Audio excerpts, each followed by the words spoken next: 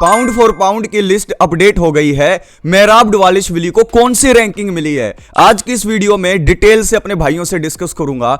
और उमर नूरमागोमेडोव रीमैच मांग रहे हैं और कब वो वापसी कर अपना रीमैच लेंगे दवालिशविली के साथ, और उन्हें यह रीमैच मिलना चाहिए या नहीं मिलना चाहिए, इसकी भी बात होगी। और शॉन स्ट्रिकलैंड की डीडीपी से पहले ही फट गई है, वो डीडीपी के सामने हाथ पैर जोड़ रहे हैं कि भाई रेसलिंग मत करना प्लीज। पूरा मामला क्या है आज की इस वीडियो में बताऊंगा। एक नहीं, 5 नहीं, 10 नहीं, पूरी 11 अपडेट्स होंगी और 11 की 11 अपडेट बहुत ही जबरदस्त होने वाली हैं। तो दोस्तों, अगर आप हिंदी के अंदर यूएफसी और कॉम्बैट स्पोर्ट्स का वीडियोस देखना पसंद करते हैं तो चैनल को सब्सक्राइब करके इस वीडियो को प्यार जरूर दिखाना है भाई, लाइक जरूर कर देना है अपने भाई के लिए। तो चलिए बिना किसी देरी के पहली न्यूज से स्टार्ट करते हैं। मेहराब दवालिशविली ने सबके मुंह पर ताला लगा दिया जब उन्होंने रिलेंटलेस प्रेशर डालकर उमर को तोड़ दिया। तो यहां पर उमर को हराने के बाद वो pound for pound number 1 to number 5 के दावेदार हो गए थे। तो यहां पर पाउंड फॉर पाउंड की लिस्ट आज अपडेट हो गई है और मेहराब दवालिशविली को टॉप 5 के अंदर जगह मिल गई है।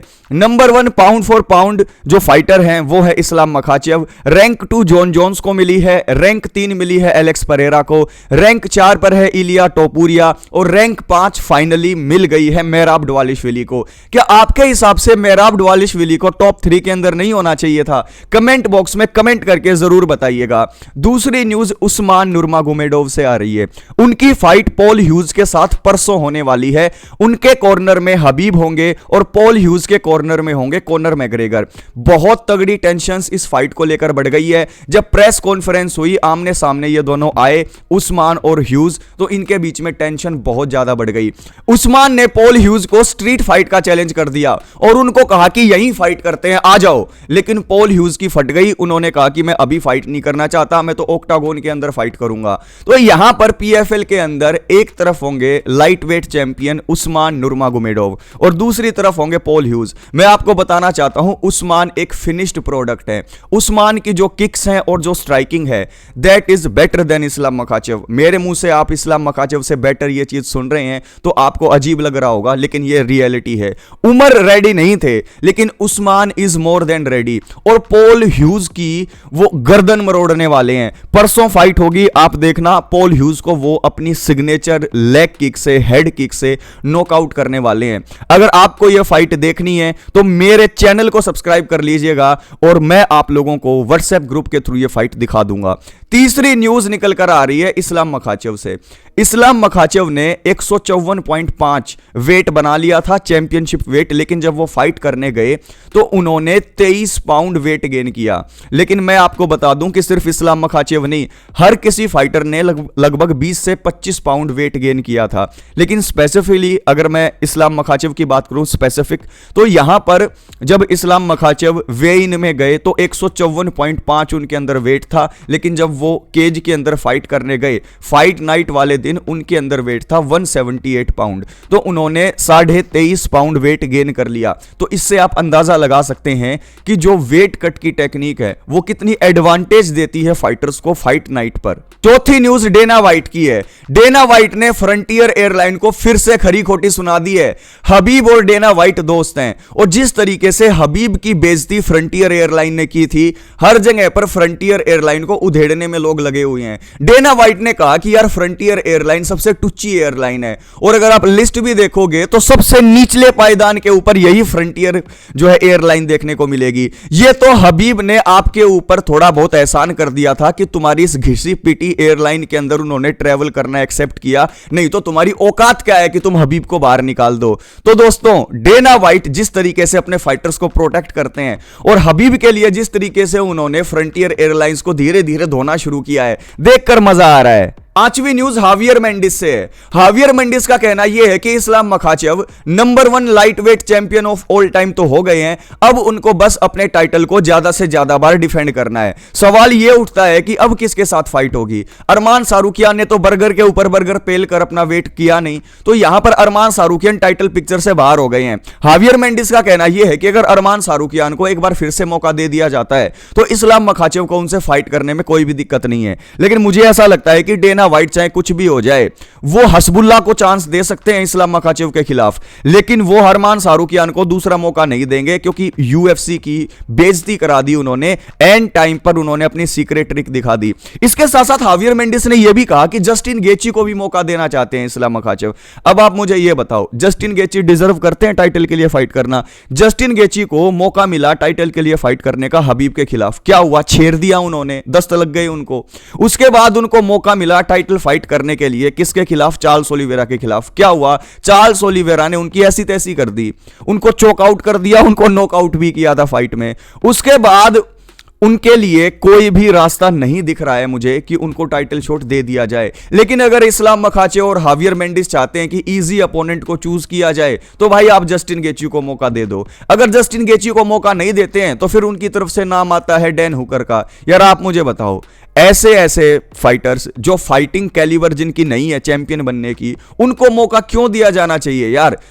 अरमान सारूकियान को ही चलो दोबारा मौका दे दो, लेकिन अगर अरमान सारूकियान को मौका नहीं दे रहे हो तो पैडी पिमलेट और इलिया टोपुरिया की नंबर 1 कंटेंडर के लिए फाइट करा दो। मेरे हिसाब से तो चैंपियन वर्सेस चैंपियन फाइट होनी चाहिए। चार्ल्स ओलिवेरा या फिर इस्लाम मखाचेव, या फिर इलिया टोपुरिया वर्सेस इस्लाम मखाचेव, ये दो ही फाइट मुझे एक्साइटमेंट देती हैं। इसके अलावा मैं इस्लाम मखाचेव की फाइट किसी तीसरे फाइटर के साथ नहीं देखना चाहता, क्योंकि इस्लाम मखाचेव के स्किल के सामने कोई भी लाइट वेट में ऐसा है नहीं जो चार्ल्स ओलिवेरा और इलिया टोपुरिया को हराकर इस्लाम मखाचेव को चैलेंज कर दे। तो या तो चार्ल्स या फिर इलिया, अदरवाइज यार इस्लाम मखाचेव के सामने कोई भी कुछ नहीं है, शेर के सामने मेमने हैं। छठी न्यूज आ रही है शॉन स्ट्रिकलैंड से। शॉन स्ट्रिकलैंड की फट गई है, वो ड्रीकस डुप्लेसी के सामने हाथ जोड़ रहे हैं और वो कह रहे हैं कि भाई प्लीज रेसलिंग यूज मत करना। उन्होंने कहा है कि यार अगर तुम मर्द हो ना तो ड्रीकस डुप्लेसिस मेरे साथ ना आप स्ट्राइकिंग बैटल करना। ये जो फाइट होगी, फाइट फैंस को डेडिकेट करते हैं, स्ट्राइकिंग करते हैं और दिखा देते हैं कि हम दोनों में से बेस्ट स्ट्राइकर कौन है। ड्रीकस डुप्लेसी ने कहा कि शॉन स्ट्रिकलैंड एक काम कर, अपनी तैयारी कर और चुपचाप फाइट नाइट वाले दिन मेरे सामने ऑक्टागोन में आ जाना। मुझे तुझे स्ट्राइकिंग में पेलना होगा, मैं तुझे स्ट्राइकिंग में पेल लूंगा। मुझे तुझे टेक डाउन कर कर तुम्हें पेलना होगा, मैं तुम्हें टेक डाउन करके पेल लूंगा। लेकिन ये यहां पर मुझे ना तू ज्ञान मत पेल, मेरी जैसी मर्जी होगी मैं तुझे वैसे हराऊंगा। और तू क्या ये बात कर रहा है कि रेसलिंग मत करना, स्ट्राइकिंग स्ट्राइकिंग करना, तुम्हारे बस की कुछ नहीं है। स्ट्राइकिंग और रेसलिंग दोनों के अंदर मैं तुम्हें ना हिला के रख दूंगा। तो यहां पर शॉन स्ट्रिकलैंड की फट गई है। अगर भाई शॉन स्ट्रिकलैंड, तुम हमजत चिमाएव को कुछ कुछ बोलते रहते हो कि मैं तो हमजत को ये कर दूंगा, मैं तो हमजत को वो कर दूंगा, लेकिन शॉन स्ट्रिकलैंड की फट गई ड्रीकस डुप्लेसी की रेसलिंग देखकर। और मैं आपको बता दूं, पिछली बार शॉन स्ट्रिकलैंड बच गए थे, लेकिन इस फाइट के अंदर ड्रीकस डुप्लेसिस फिनिश करने वाले हैं शॉन स्ट्रिकलैंड को। वो नॉकआउट भी कर सकते हैं और वो सबमिशन भी निकाल सकते हैं। लेकिन फाइट से पहले शॉन स्ट्रिकलैंड को गिड़गिड़ाते हुए देखना, हाथ पैर जोड़ते हुए देखना ड्रीकस डुप्लेसी के सामने कि प्लीज रेसलिंग मत करना, यह देखकर हंसी बहुत आती है। सातवीं न्यूज उमर नुर्मागोमेडोव से आ रही है। उनके कोच हावियर मेंडिस और उनके मैनेजर अली अब्दुल अजीज दोनों मिलकर रीमैच को पुश कर रहे हैं। बिहाइंड द सीन ये बातें चल रही है, 2-3 दिन में ये बातें सबके सामने आ जाएंगी। उनके हिसाब से जो मेराब डवालिशविली हैं वो अपने डिवीजन को क्लियर कर चुके हैं, कोई भी बैंटमवेट डिवीजन में बचा नहीं है। तो लॉजिकल स्टेप होगा कि समर के एंड तक उमर का हाथ ठीक हो जाएगा, फिर डायरेक्ट उसे रीमैच में टाइटल शॉट मिल जाना चाहिए और अब की बार उमर जो होंगे वो मेराब को हरा देंगे। भाई मैं हावियर मेंडिस और जो उनके अली अब्दुल अजीज मैनेजर है उनको समझाना चाहता हूं कि भाई वी ऑल लव उमर, लेकिन आज के टाइम पर वो रेडी नहीं है मेराब डवालिशविली को हराने के लिए। उनको कम से कम 2 या 3 फाइट करनी चाहिए ताकि उनका कॉन्फिडेंस भी वापस आए, वो काफी ज्यादा इंप्रूव भी कर ले और उनकी कार्डियो धीरे धीरे इंप्रूव हो, क्योंकि कार्डियो एक ऐसी चीज होती है जो ओवरनाइट नहीं होती इंप्रूव। उसके लिए कम से कम 6 महीने 1 साल का टाइम चाहिए होता है। और इस बीच में अगर उमर को 2 या 3 फाइट मिल जाएगी तो वो एक तरीके से ट्यून अप फाइट होंगी, उनका कॉन्फिडेंस भी बढ़ेगा और धीरे धीरे गैस टैंक कितना बढ़ रहा है इसको ट्रैक भी कर पाएंगे। लेकिन अगर एकदम से 3 या 4 महीने के बाद रीमैच दे दिया जाता है उमर को, तो भाई ये बिल्कुल भी जस्टिस नहीं होगा ना तो मेराबडवालिशविली के साथ और ना उमर के साथ, क्योंकि उमर अगर लगातार 2 टाइटल फाइट हार गए तो पूरे करियर में उन्हें बैंटम वेट डिवीजन में टाइटल शॉट मिलेगा नहीं। आप पूरी हिस्ट्री निकाल कर देख लीजिए। और भाई लॉजिकल स्टेप तो यही होना चाहिए कि जितने डेस्परेट दिखाई दे रहे हैं अली अब्दुल अजीज और हावियर मेंडिस उमर को चैंपियन बनाने के लिए, इतने डेस्परेट उनको उनकी ट्रेनिंग में दिखना चाहिए। तो भाई आई रिस्पेक्ट हावियर मेंडिस, लेकिन जिस तरीके से वो अभी उमर को लेकर चल रहे हैं it is not good for Umar. आपका क्या कहना है? क्या डायरेक्ट 3 महीने के बाद हाथ ठीक होने के बाद उनको रीमैच दे देना चाहिए, या उमर को भी 2-3 फाइट के अंदर अपने स्किल को इंप्रूव करना चाहिए, अपने गैस टैंक को इंप्रूव करना चाहिए और राइट टाइम पर जो उनकी प्लेस है किंग बनने की उसको ले लेना चाहिए? 8वीं खबर रॉबर्ट विटेकर से आ रही है। रॉबर्ट विटेकर का कहना यह है कि हर किसी की जुबान पर हबीब का नाम रहता है जब भी लाइट वेट गोट की बात आती है, लेकिन उनके नजर में इस्लाम मखाचेव लाइट वेट के गोट हो गए हैं। उनका कहना यह है कि हबीब बहुत तगड़े फाइटर थे, लेकिन जो जो स्किल्स हबीब के पास थी, जो जो रिकॉर्ड हबीब के पास थे, वो सब कुछ ओवर पावर कर लिया है इस्लाम मखाचेव ने।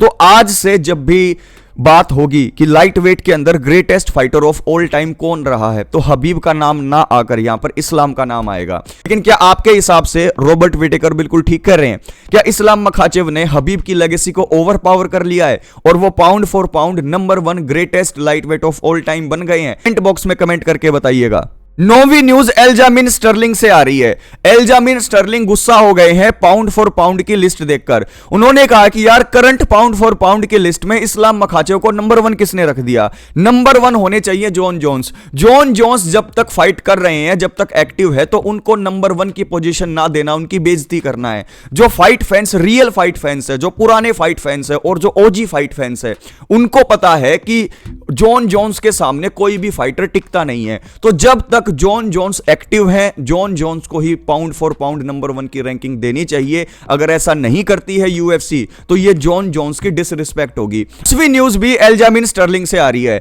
एल्जामिन स्टर्लिंग ने कहा कि मौसार एवलोव को मैंने पिछली फाइट में हरा दिया था, लेकिन यूएफसी ने मेरे साथ धोखाधड़ी की, लेकिन अब की बार मैं फाइट करना चाहता हूं अर्नोल्ड एलन से। अर्नोल्ड एलन को हराकर मैं टाइटल पिक्चर में आना चाहता हूं। और यहां पर मैं एल्जामिन स्टर्लिंग को कहना चाहूंगा कि मौसार एवलोव के खिलाफ जो फाइट हुई थी उसमें आप बहुत जबरदस्त दिखे थे। जो ये एलन वाली फाइट होगी ये आपके लिए बहुत बढ़िया स्टेप है और आपने बिल्कुल ठीक डिसीजन लिया है। 11वीं न्यूज एंथनी स्मिथ से आ रही है।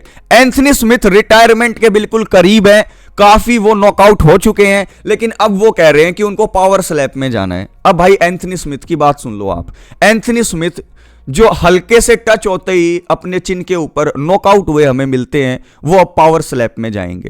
दोस्तों आज के इस वीडियो में हमने 11 इंपॉर्टेंट न्यूज एंड अपडेट को कवर किया। इससे भी जबरदस्त वीडियोस आपके लिए आती रहेंगी, तो दोस्तों अपने भाई को प्यार दिखाइए, इस वीडियो को लाइक जरूर कीजिए और चैनल को सब्सक्राइब नहीं किया है तो प्लीज कर दीजिए। नेक्स्ट वीडियो में मिलता हूं अपने भाइयों से, तब तक के लिए take care and most important बात, कीप इंस्पायरिंग योरसेल्फ।